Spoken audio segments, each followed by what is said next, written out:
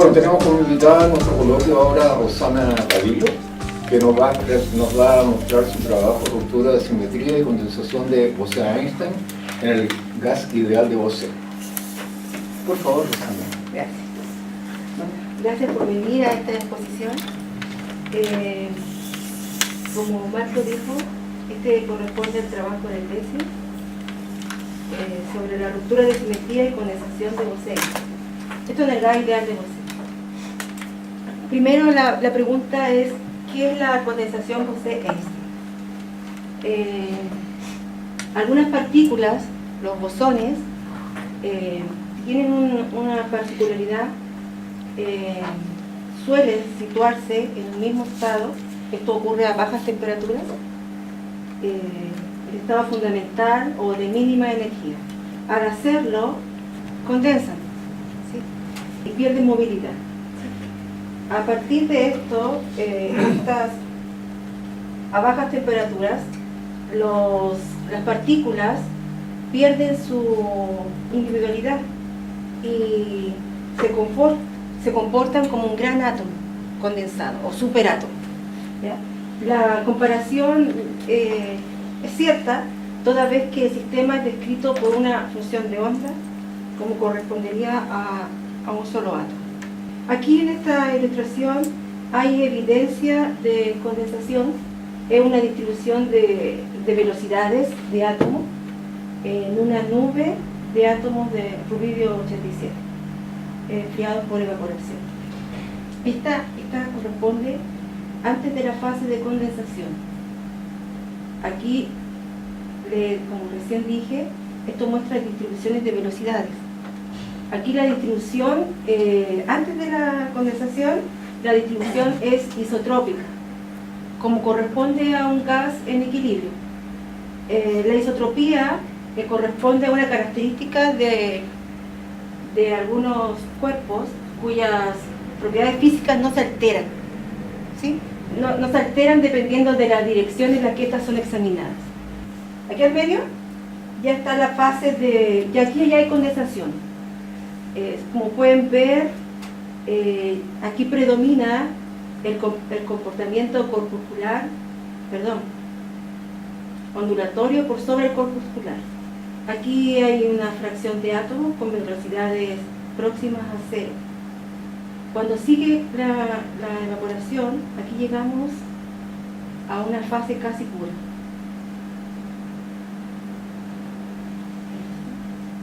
Algunos conceptos preliminares que voy a ocupar en el trabajo. Vamos a trabajar con hamiltonianos. Los hamiltonianos corresponden a operadores de energía del sistema de partículas. Estos se escriben en términos de los operadores de creación y aniquilación. Aquí tenemos el operador de Bose de creación de partículas, están asociados al estado Φ. Solo para efectos notacionales, de aquí en adelante voy a suprimir en cuanto a la escritura el estado. ¿Ya? Aquí tenemos el operador de Bose de aniquilación de partículas. Este lambda sub k, lambda k, corresponde a la energía del sistema, que está asociada al nivel k. La energía del sistema, o también le llaman autovalores, ¿sí?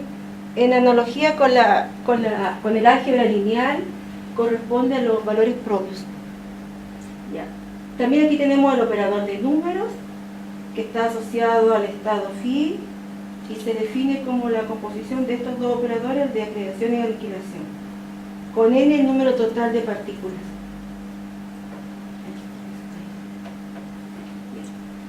Se van a trabajar con distintos modelos de operadores de energía, que son los hamiltonianos. El que está acá arriba es el hamiltoniano del gas libre de Bose. ¿Sí? ¿Ven? Ahí está escrito en términos del autovalor, ¿sí? O valor propio, si quieren, en el álgebra lineal, y ahí están los operadores de creación y aniquilación de partículas. Aquí está expresa el mismo hamiltoniano, solo que aquí está con el potencial químico, el operador de gas libre de bosón. Este operador presenta degeneración cuántica. ¿Qué se entiende por una degeneración cuántica? Es cuando un mismo valor propio, que son esas que están acá, o autovalor, tiene asociado más de una autofunción, que son los vectores propios de la álgebra lineal. Para eliminar esa degeneración, se le agregó un campo externo, que es este que está acá, ese, y dio origen a este operador perturbado. Eso después va a traer una consecuencia que más a rato voy a señalar, que tiene que ver con la ruptura de la simetría. Aquí nu es un real positivo, este phi es la fase. Aquí de nuevo tenemos los autovalores, pero cuando p distinto de 0 se define como p cuadrado medio. Aquí sigo presentando los hamiltonianos. Ese que está ahí también es una perturbación, pero en este caso no lineal, del gas ideal de Bose, asociado a la raíz cuadrada asociada al modo cero. También aquí nu se define positivo y sigma es 1 o 0. Aquí tenemos, se fijan que acá la suma está sobre los p en el lambda asterisco sobre L. Esto corresponde a las condiciones de borde que son impuestas en el hamiltoniano de manera de, son periódicas, de manera de asegurar la autoadjunticidad, y la autoadjunticidad es muy importante porque nos asegura tener valores reales, ¿sí?, para los operadores autoadjuntos. Recuerden que tenemos que tener estos valores reales porque los autovalores o valores propios corresponden a niveles de energía. Aquí tenemos otro hamiltoniano, que este es completamente diagonal. Y de acá tenemos también el hamiltoniano perturbado, ¿sí?, y el hamiltoniano aproximado.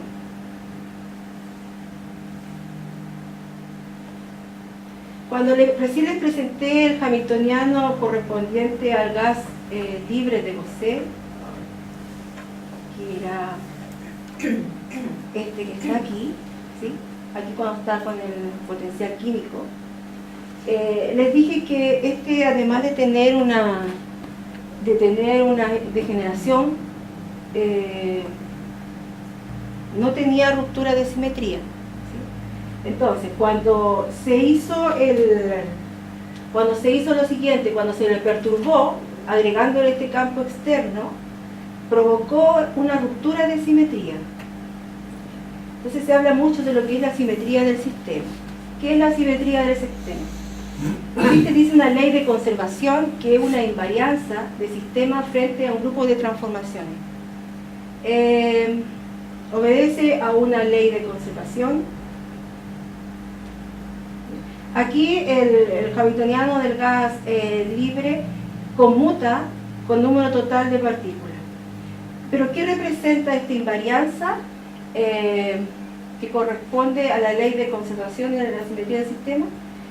Lo que representa es lo siguiente: cuando el operador, por ejemplo, de creación es reemplazado por este operador, ¿sí?, de igual manera el de aniquilación, con phi en el 0,2 pi, ahí es phi, el hamiltoniano queda invariante,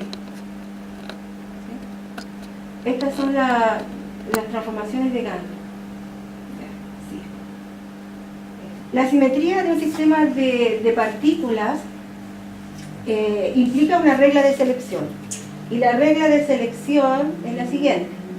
Ahí tenemos los promedios termales del operador de creación de partículas y de aniquilación de partículas, son iguales e iguales a 0. Y esto es para todo P que pertenece ahí. ¿Se acuerdan que ese era el conjunto de restricciones? ¿Sí? Ya. Este es el promedio termal sobre un hamiltoniano, en este caso sobre el gas libre de Bose. Aquí es un genérico, solo para ver cómo se define. El hamiltoniano corresponde a ese cociente entre la traza sobre el espacio de Fock de ese operador, ¿ya? Ese puntito que está ahí, ahí va ya, ¿sí? Ya, eso corresponde al promedio termal, en este caso, de ese hamiltoniano genérico. ¿Qué pasa si hay ruptura de simetría? Recordemos que el hamiltoniano original tenía una degeneración cuántica. Entonces se le agregó un término de ruptura de simetría y provocó una ruptura. Entonces aquí más o menos dice la ruptura de simetría de un sistema de partículas. ¿Qué es lo que implica? Lo que implica es que esta regla de selección, que es la que hablábamos acá arriba, se rompe. Ahora son iguales, pero son distintos a cero. Y el hamiltoniano, en este caso estamos hablando del perturbado, el que tenía el campo externo, con el número total de partículas ya no comuna. Recordemos que el trabajo consiste en la condensación de Bose-Einstein, ¿cierto? Y la ruptura espontánea de simetría del grupo U1. ¿Qué es la condición de condensación? Primero, antes de revisar eso, aquí tengo definido un operador que es la densidad de partículas. Esta viene a ser la condición de la condensación. Cuando ese límite es igual a ρ0 con ρ0 distinto de 0, cuando ρ es mayor que un ρ crítico, esta es una densidad crítica de partículas. Ya la vamos a definir. Y ese límite corresponde a 0 en el caso que ρ es menor o igual que el ρ crítico. Ese ρ0 que aparece ahí es el parámetro de orden. ¿Sí? El parámetro de orden también es importante porque tiene que ver con el número de partículas en el sistema. Suele aumentar el número de partículas del sistema cuando... el número de partículas asociado al modo cero. Al modo cero, sí. O sea, la que está en el condensado. Sí. Cuando ρ es menor o igual que ρ crítico, en la fase condensada se pueden intercambiar los límites y esos son iguales a cero. Cosa que no ocurre cuando ρ es mayor que ρ crítico. Esa es la fase no condensada. Ahí no son intercambiables esos límites. En este contexto, los promedios termales límites definidos de esa manera, acuérdense que eso era el promedio termal, se denominan cuasi promedios de Bagagliù o promedios anómalos. Entonces, ya visto lo basal para poder entender en algo el problema, los problemas a resolver en definitiva son dos. ¿Sí? Primero, vamos a probar que en condiciones adecuadas, recuerden que μ corresponde al potencial químico, es negativo, no es positivo y sigma es igual a 1. Los hamiltonianos que recién presenté, que son este que era el perturbado y el aproximado, son equivalentes, pero lo son en el límite termodinámico. Y que estos hamiltonianos van a ser equivalentes aun cuando uno tenga ruptura de simetría y el otro no. Además, vamos a probar que ambos modelos experimentan una forma no convencional de condensación. Esto quiere decir que no dependen de la temperatura inversa. El segundo problema que voy a abordar es que para modelos de sistemas de partículas completamente diagonales, ese hamiltoniano, el completamente diagonal, y el que va a ser, es también un perturbado, y este que era aproximado, son equivalentes, lo son en el límite termodinámico. Aun cuando este hamiltoniano con el número total de partículas conmuta y ese no. O sea, este no tiene ruptura de simetría y ese sí tiene ruptura. Además, se va a probar que ese hamiltoniano no condensa para sigma igual 0. Este es como una excepción. ¿Sí? De hecho, sale a partir de los modelos de hamiltoniano completamente diagonales, con algunos ajustes, se recuperan los hamiltonianos anteriores y podemos hacer la demostración para verificar que efectivamente este no condensa. y uno se va a apoyar en una desigualdad que es la desigualdad de Magalú para hacerlo. Ya, entonces empecemos a trabajar en el primero de los dos grandes problemas. Bueno, esto es como un compacto, ¿sí? El trabajo matemático para poder hacer las demostraciones es extenso. Recordemos que teníamos un hamiltoniano original, ¿cierto? Ya, que tenía una degeneración cuántica y que lo perturbamos adicionándole un campo externo que generó una ruptura de simetría en ese hamiltoniano. Ya, eso elimina la degeneración del sistema en el modo cero. O sea, queda en un estado, no hay degeneración del estado fundamental. Exacto. Lo que se va a hacer es usar una técnica que se llama diagonalización para poder probar que ese hamiltoniano que tiene ruptura de simetría, igual condensa, ¿sí? O sea, se transforma en un hamiltoniano que vamos a llamar el diagonal. Es que este de acá es el hamiltoniano diagonalizado del perturbado del original, ¿ya? Esa es la secuencia. Bueno, lo que hay que probar es eso, que el límite cuando el B sub L tiende a infinito de este promedio termal partido por B, eso condensa. Acuérdense que eso era la condición de condensación, ¿sí? Y la demostración, es que aquí me salté varias partes, pero lo que se hace en rigor... Si no existiera el término que tú le agregaste con el E elevado a I phi, ese término que está ahí donde dice haga cero valdría cero, ¿no? Porque la simetría se respetaría. Como la simetría la rompiste al colocar el término extra, ese término que está ahí es distinto de ese. Sí, correcto. Claro, porque el hamiltoniano original tenía asimetría, entonces la regla de selección se verificaba, ¿sí? Entonces cuando se perturbó, ya dejó de cumplir la regla de selección. ¿Ven? Ese es los ajustes que se hicieron matemáticamente. Lo que uno hace, toma el hamiltoniano original, si quieren lo puedo escribir acá. Es que toda esa parte me la acepté.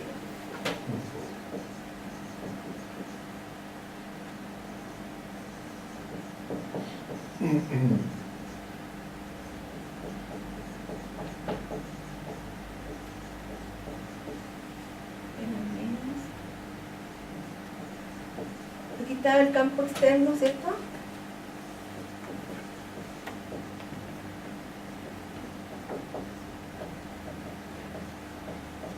Este es el que se le agregó, ¿cierto? Aquí este es el que se portaba bien, que tenía ruptura de simetría, ¿cierto? Entonces estaba degenerado y le agregamos a este campo externo, pero al hacerlo terminó con la degeneración en el modo cero, pero trajo consigo una ruptura de simetría, ¿cierto? Ya. Entonces lo que uno hace para empezar a hacer la diagonalización es esta suma. En esta suma lo que hago es aislar el modo cero, entonces se trabaja así, para darle el inicio nomás, porque ahí, como recién decía, se salté varias partes.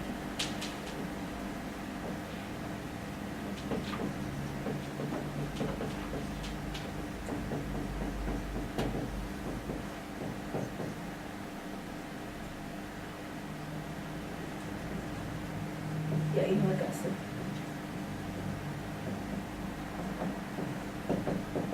Ya, ahí está.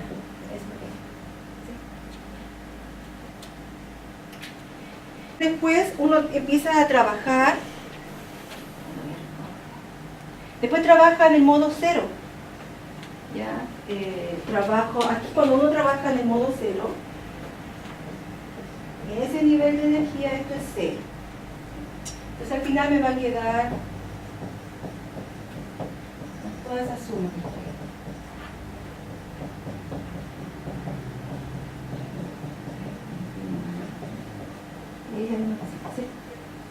Después trabajo esto en el modo cero y ahí empiezo a hacer el proceso de la diagonalización, ¿sí? Entonces lo que está diciendo ahí, en forma muy compacta, es que estos valores que están acá, estos operadores, se reemplazan y se encuentran el nuevo hamiltoniano. Este es un nuevo hamiltoniano que nace del anterior, pero que está diagonalizado. O sea, este beta K0, B0 va a ser un n tongo prima 0, por ejemplo. ¿Sí? Al diagonalizarlo, ese nuevo hamiltoniano verifica la regla de selección. ¿Se fijan? ¿Por qué? Porque ahora este hamiltoniano conmuta con el número total de partículas, pero con el nuevo número total de partículas correspondiente al hamiltoniano diagonalizado. Lo otro que se ve, esto de acá, es que el promedio termal del beta H0, B0, en este que está acá, ese mu asterisco, parece que, si lo definí arriba, acá está, ¿eh? El potencial químico, mu, es igual al mu asterisco, y es una apuesta que es este, menos mu partido por la raíz cuadrada de Rosero. Ese Rosero que está ahí, el parámetro de orden que indica el número de partículas que hay en el condensado. Esto es una serie, ¿cierto? La serie de Taylor, y para este corresponde ese desarrollo, y para el n tongo P, acuérdense que era el A daga P, AP, corresponde a eso. ¿Por qué? Porque el lambda P es distinto, para los P distintos de 0 se define como P cuadrado medio. ¿Ya? Entonces uno puede trabajar y probar. O sea, esos dos promedios que están ahí se pueden calcular sin problema, ¿no es cierto? Porque son sumas. Son sumas. Da ese resultado cerrado que está ahí. Y es bonito el cálculo que se hace. Lo aprendí a querer. Ya. Después se define, a ver, acá arriba se define el rho crítico. ¿Ya? Aquí tenemos definido el rho crítico. Y cuando pasa al límite termodinámico, el rho crítico corresponde a esto. ¿Qué es el límite termodinámico? Cuando B tiende a infinito. Pero algo tiene que mantenerse constante, ¿no? Con el límite. La densidad total de partículas tiene que mantenerse constante, no puede variar. Sí. Sí, tiene que mantenerse constante. Puede ser infinito, pero la densidad de partículas se queda constante. O sea, la relación entre el número de partículas total del sistema y el volumen siempre se mantiene constante. Ya, bueno, y después aquí uno trabaja con las propiedades de los promedios termales de esto, y puede probar que ese límite tiende a cero. Como insisto, todo esto son cálculos bien laboriosos. Ya, entonces aquí lo pude separar por la linealidad y se probó que efectivamente cumple con la condición de condensación y es igual al rho cero.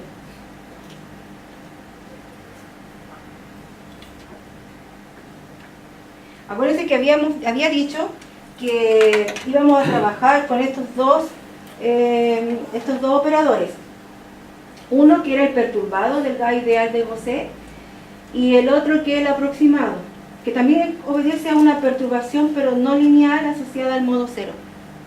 Entonces, se va a demostrar en algún sentido que estos son equivalentes.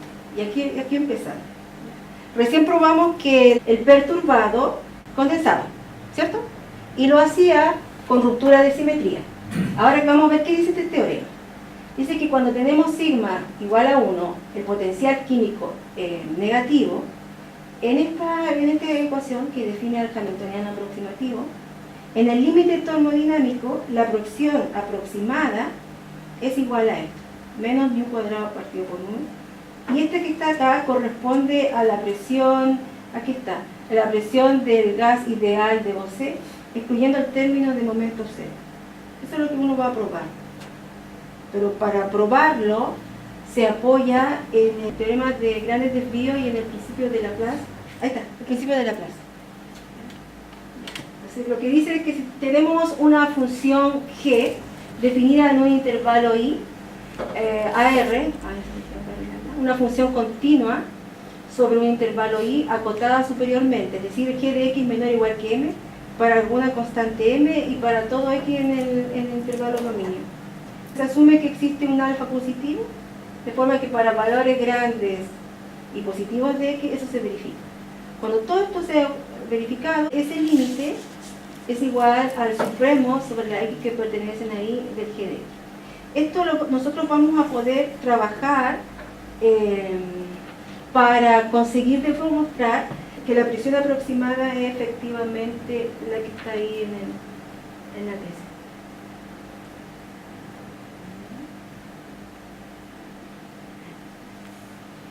Ese es el teorema, ¿cierto? Eso es lo que vamos a probar. Como recién les dije, voy a hacer uso del método de grandes desvíos, que se basa en el principio de Laplace, para tener una expresión analítica para esa presión aproximada, que es la que corresponde al hamiltoniano aproximado. Entonces, miren, de los conocimientos que uno tiene, nosotros tenemos que esta función que está acá definida, donde el A y el B son reales, el C es mayor o igual que 0, y X pertenece a ese intervalo. Todas estas funciones son, gráficamente uno los puede verificar, infinitamente creciente o infinitamente decreciente en ese intervalo, con excepción de los casos cuando A sea negativo y B sea positivo.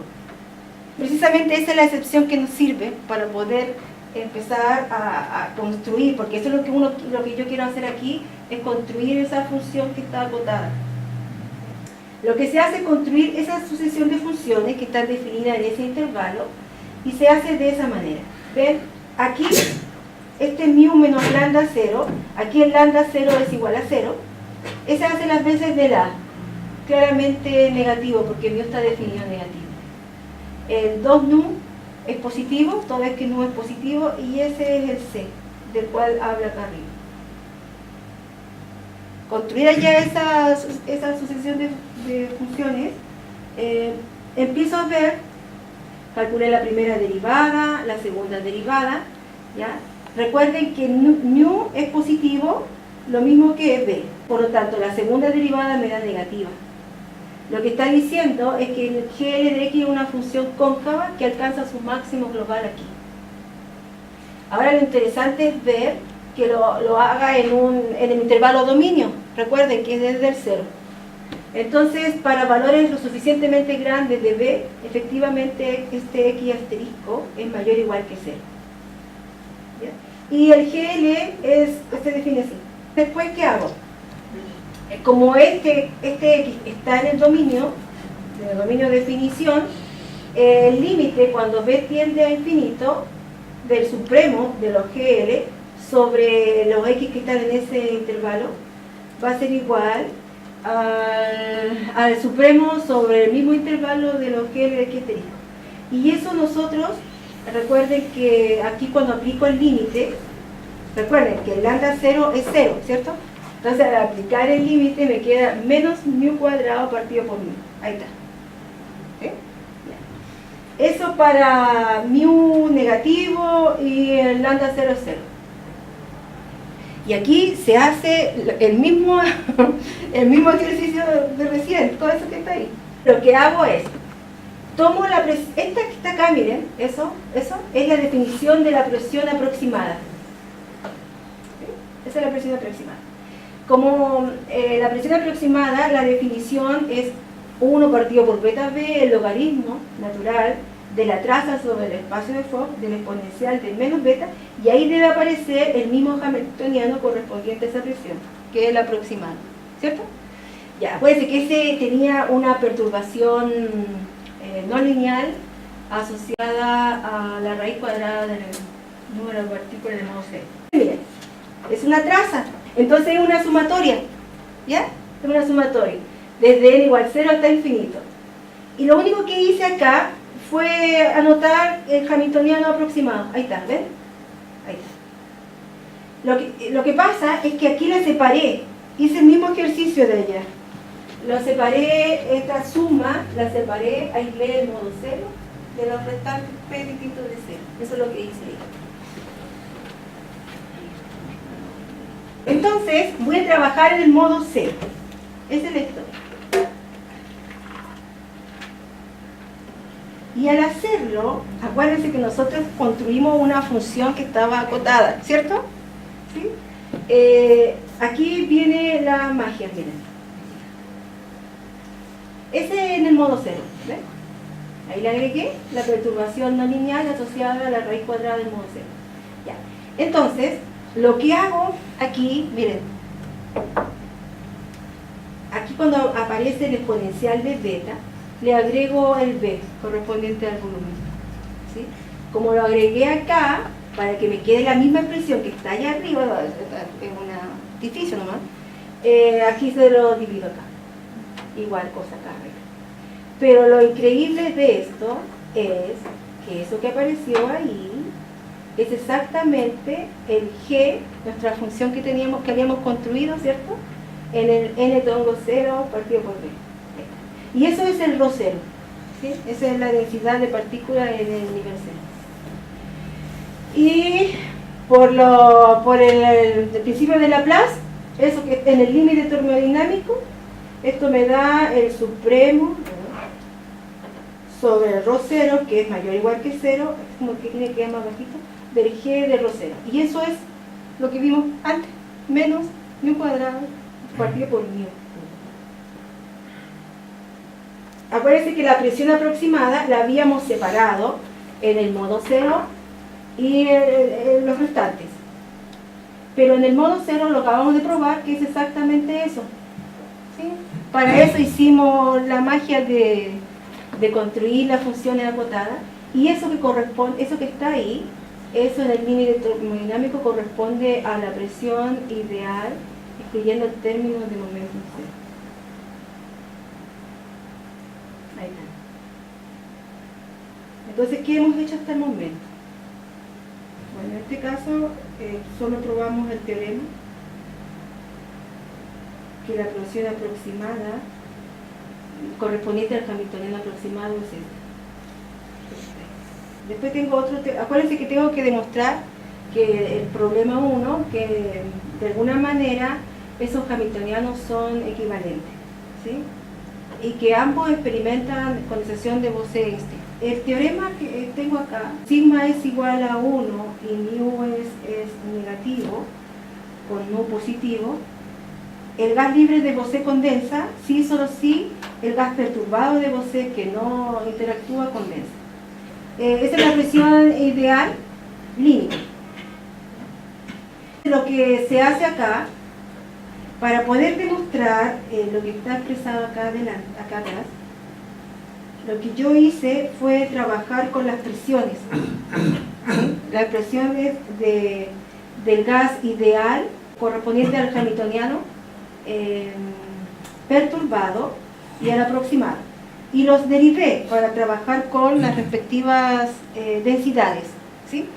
El trabajo fue laborioso porque tuve que hacer la derivada con respecto a ambos parámetros, el parámetro nu y el parámetro mu. Al hacerlo, por ejemplo acá, cuando estoy haciendo la diferencia de estas presiones, tengo la presión acá arriba y le resto la que acabo de encontrar, ¿sí? Ahí me salté varios pasos y nos quedó eso. Pero eso en el límite son iguales. Entonces al final, cuando derivo con respecto a nu, bueno, esa diferencia me queda eso. Y al derivarla con respecto a nu, eso es 0. Bueno, y después aquí solamente apliqué álgebra de Sí, derivada. pero ahí hace un intercambio tú de límite. límite. Con la derivada también es un límite. Correcto. ¿Y eso por qué se puede hacer? Porque las funciones que tú tienes adentro en el P son convexas. Esa función PLD y PL aproximado en términos de los parámetros son convexas. Entonces hay unos teoremas, los teoremas de Griffiths que tú tienes al final que te permiten intercambiar los límites. Claro, correcto, sí. Eso permite intercambiar los límites. Ahí está, justo. Ya, por la convexidad de Griffith uno puede hacer esos intercambios de límites. Y también se usó el hecho de que el hamiltoniano aproximado es diagonal con respecto al operador de número y también a la desigualdad de Jensen. Todo eso contribuyó a probar que esto que está acá, porque aquí me faltó poner esta cosita, el ρ0 ideal es menor o igual que el ρ0 aproximado. En ese sentido, la desigualdad está probada. Y en el otro sentido, eso se consiguió haciendo las derivadas de la presión ideal y de la presión aproximada con respecto al μ, que es el potencial químico. Entonces, si fue bien laborioso, sí, esta parte sí. Y ven, la derivada de la presión ideal límite es la densidad ideal límite. La derivada de la presión aproximada con respecto a μ es esto. Y entonces, miren, acá nosotros tenemos que recordar lo que vimos previo. Y eso lo probé, que la presión aproximada era esto, ¿cierto? Eso lo probamos. La presión ideal... No, lo que tienes ahí es la densidad aproximada. ¿Cuál? El Rho sí, la densidad. Esa es la densidad de partículas en el sistema. Correcto. Y este es la densidad ideal, del ideal. Claro. Miren, si comparamos ambas densidades, tienen en común esto, ¿cierto? μ cuadrado partido por μ cuadrado. Acá igual. Esto vendría a ser el ρ0. Este vendría a corresponder al ρ0 aproximado y este vendría a ser el ρ0 ideal. ¿Sí? Lo único que hago de aquí, de esta relación que tengo acá, es hacer los despejes correspondientes a la densidad asociada al modo cero en el aproximado y en el ideal. Y esto, ¿para qué lo hago? Recuerden que me falta probar el otro sentido de la desigualdad para probar que esas presiones son iguales. Ahí está. Este es el error crítico. Acuérdense que para establecer la condición de condensación, ahí hay un ρ crítico, ¿cierto? Una densidad crítica. ¿Sí? Entonces en el límite termodinámico se puede probar... Andate para atrás, al slide anterior. Fíjate que el ρ6 y el ρ0 son iguales. Sí, son iguales. Para los dos. Para los dos, ¿cierto? Entonces, fíjate que la única diferencia que hay ahí entre la densidad aproximada y la densidad de la entidad es ese término que dice 1 partido por B, 1 partido por ese que está ahí. Sí. Esa es la única... Ah, ya, sí, claro. Después yo lo que hice Así fue... que si tú, por ejemplo, el ρ aproximado es menor que el ρ id, ¿te fijas, no? Sí, sí. Esa cantidad que está ahí es positiva, esa que dice 1 partido por B porque el mío es negativo. Sí, esto es Así que positivo. naturalmente el ρ por id es supuesto, mayor que el ρ sí. aproximado. Sí. Y si tú haces las diferencias después para calcular el ρ0 aproximado y ρ0 id, te das cuenta inmediatamente que da lo mismo. O sea, Claro, entonces me queda ρ0 id ese como mayor es o igual que el positivo, ρ0 claro, y ahí demuestro, aproximado. claro, sí. Gracias, y ahí demuestro la otra desigualdad que me faltaba. Y con eso se prueba que esas densidades eran Ya. iguales. Entonces, aquí como observación y algunas conclusiones. También hay algo bien interesante, pero lo voy a explicar que no. El teorema anterior dice que falla cuando sigma es igual a 0. Se probó para sigma igual 1. De hecho, mediante el uso de estos resultados para los modelos de Bose completamente diagonales, que son los que vamos a ver ahora, ese límite tiende a 0. Para esos parámetros fijos, el μ y el nu. Se puede ver que ambos sistemas muestran condensación convencional Bose-Einstein, que era uno de los problemas que tenía que resolver. Además, las densidades en el nivel 0 son iguales, ¿sí?, para ese potencial químico, ¿sí? De hecho, si yo retrocedo un poco más, ¿dónde está la número 7? Esta que está acá, número 7. Si esto lo hago igual a un ρ0, ¿sí?, si esto lo hago igual a un ρ0, yo puedo probar que efectivamente ese μ es efectivamente el que nosotros habíamos apostado, el potencial químico, que era el menos μ partido por la raíz cuadrada de ρ0. Uno puede probar que este le da consistencia termodinámica al trabajo. Y el segundo problema son los modelos completamente diagonales. Acá está. Ahí tenemos un modelo completamente diagonal. Pero los otros también son completamente diagonales. Lo que pasa es que completamente diagonal quiere decir que están en términos de los operadores de números, que son esos que están ahí, ¿no? Sí. Estos son más generales que los otros. pero los otros también están incluidos en este grupo. Ese operador es un operador que satisface la condición de conmutación con el número total de partículas. Indica que no tiene ruptura de simetría, ¿cierto? Y que las reglas de selección no son rotas.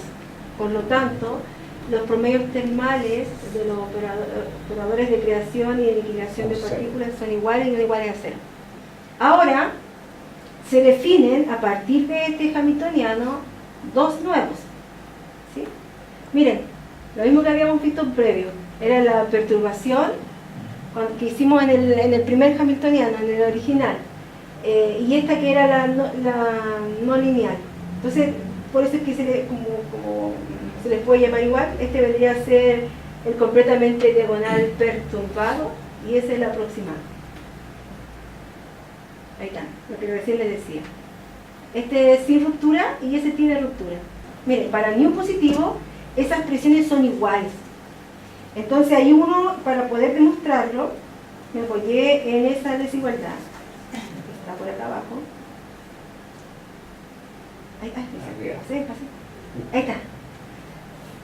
Bueno, esto es notacionalmente, aquí tengo una diferencia de presiones y aquí tengo el promedio termal, acá arriba tengo diferencia de hamiltoniano. Estos son genéricos como para poder trabajarlo de forma más... O sea, la presión B chica depende del hamiltoniano HB chico y la otra del HA. Eso es todo. Ya, entonces voy para atrás. Eso está aprobado. Pero esto es grandioso porque a nosotros nos permite hacer todo el desarrollo de la demostración. ¿Sí? O sea, sirvió mucho. Ya, entonces, acuérdense que teníamos, en realidad, en términos notacionales, faltaría poner el otro límite, cuando nu tiende a cero por la derecha. Pero no es necesario porque se definió nu positivo. ¿Sí? Ya. Entonces, se define la diferencia de presiones límite, ahí está, y la diferencia de hamiltoniano, que tengo ahí, y ahí está el desarrollo. Ya. Entonces, recordar que este hamiltoniano, voy a llamar el aproximado del completamente diagonal, preserva la simetría. ¿Sí? Entonces, al aplicar la desigualdad que hice referencia antes, se puede llegar, esa, recuerden que es la densidad en el nivel cero, ¿cierto? Ya. Y ese B se define positivo, por lo tanto, esta desigualdad... Es el volumen, ¿no? Es el volumen, claro. Toda esa desigualdad es positiva. Y aquí está malo, porque tiene que ser esa de allá. Entonces, en el límite termodinámico, bueno, al final apliqué el límite termodinámico y eso es positivo.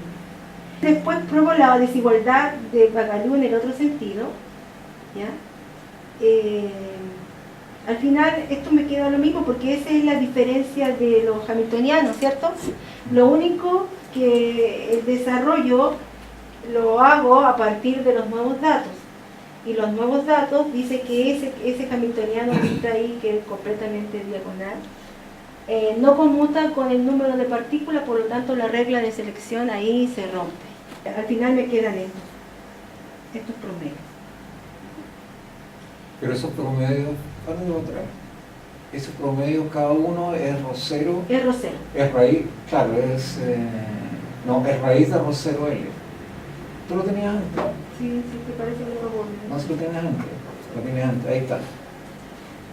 Si ese es rho0, es la raíz de rho0. Sí. Cada uno de esos promedios es la raíz de rho0. Dale tú para adelante. Entonces te queda, cuando B tiende a infinito, te queda 2 raíz de rho0, claro, menos raíz de rho0, menos raíz de y ahí me rho0, queda la todo eso se elimina. Se elimina. Finalmente, pasando al límite termodinámico, obtengo esto. ¿Ya? Recuerden, ¿qué es lo que queríamos probar? Queríamos probar que esas presiones eran iguales. ¿Sí? Y se probó. Voy a retroceder porque tengo que hacer referencia a este que está acá. Con las indicaciones que tengo acá.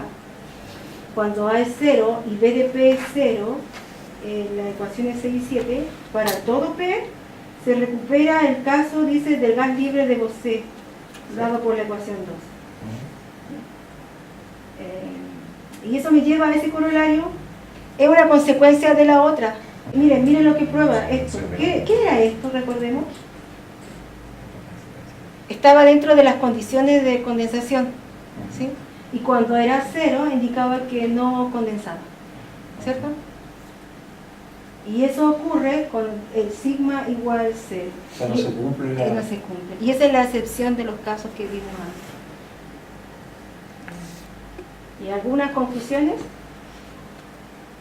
Bueno, esto recién ya igual lo dije, cuando teníamos esos parámetros, el potencial químico, se prueba que el escogido era efectivamente el que me da consistencia termodinámica de la ecuación. Efectivamente tiene la misma presión, el correspondiente al hamiltoniano perturbado como el aproximado en el nivel 0. Esas son las densidades, en todo caso. Ya, y en este límite de ese campo externo que venía ahí como...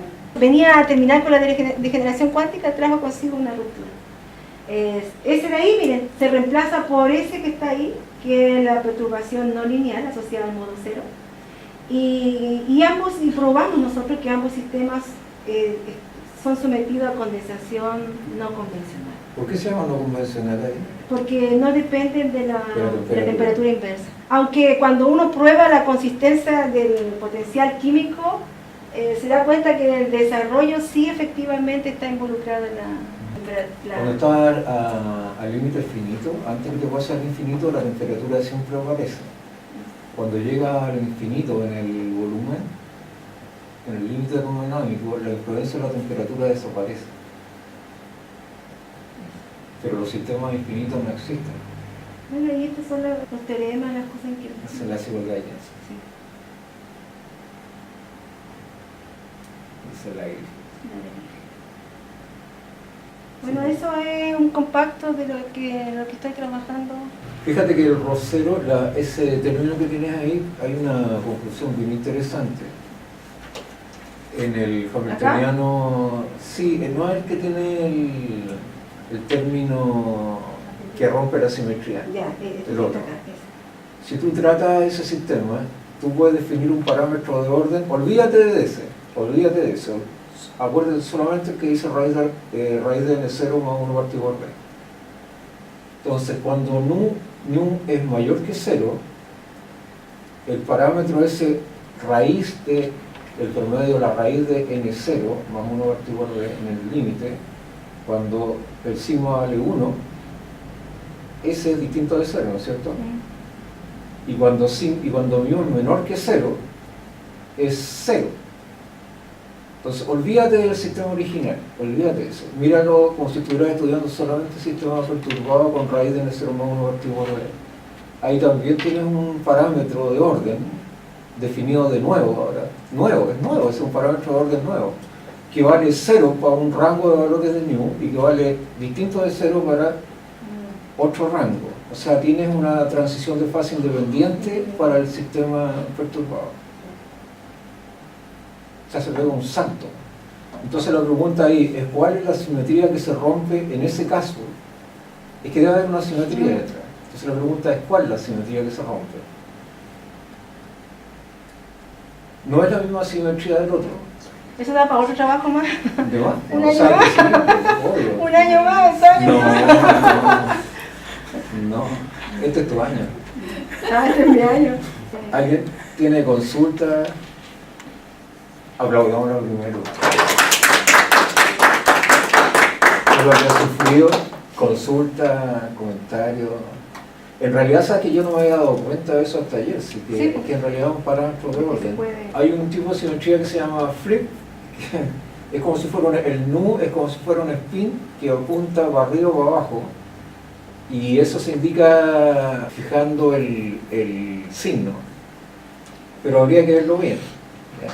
Pero no es la simetría 1 que está ahí. Ahora, ¿por qué tenemos que agregar ese término en el modelo, en el original? Es el A, daga 0, E elevado. Eso se hace porque en el límite termodinámico necesito que no haya degeneración. en el estado fundamental. O sea, si está asociado a un solo estado fundamental, tiene que haber uno nomás. Ese es el motivo por el cual se hace esa fijación. Claro. Ahora, en el otro no se fija nada. En el otro no hay un estado fundamental fijo. Como no tiene ruptura de simetría 1, entonces es un fenómeno raro. Bueno, el modelo también es raro. O sea, matemáticamente es bonito, es interesante. Más consultas para que vean que Rosana trabajó arduamente. No, lo que decía yo, que la matemática que está metida en esto es bonita. Ah, qué bueno. Sí. Por fin alguien la haya bonita. Hasta exponencial. Sí, Hasta hasta exponenciales. Es un delirio, ¿no? Bueno, todos los teoremas, hay unos teoremas de grandes desvíos, pues sí. Claro. Es el teorema de Laplace, en realidad es un teorema de probabilidades. Lo que pasa es que ahí no se nota. Y puedes poner la suma esa que pusiste cuando calculaste el teorema, cuando usaste grandes desvíos para ya, calcular sí. la presión.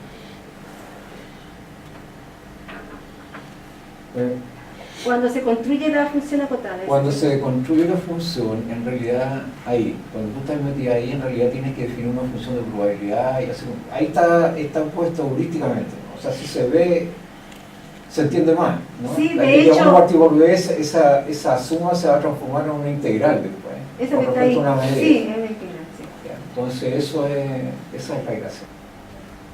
Por eso puedo jugar grandes desvíos. No, está bonita, te felicito por tu trabajo, Rosana. Como ver qué dice tu comisión.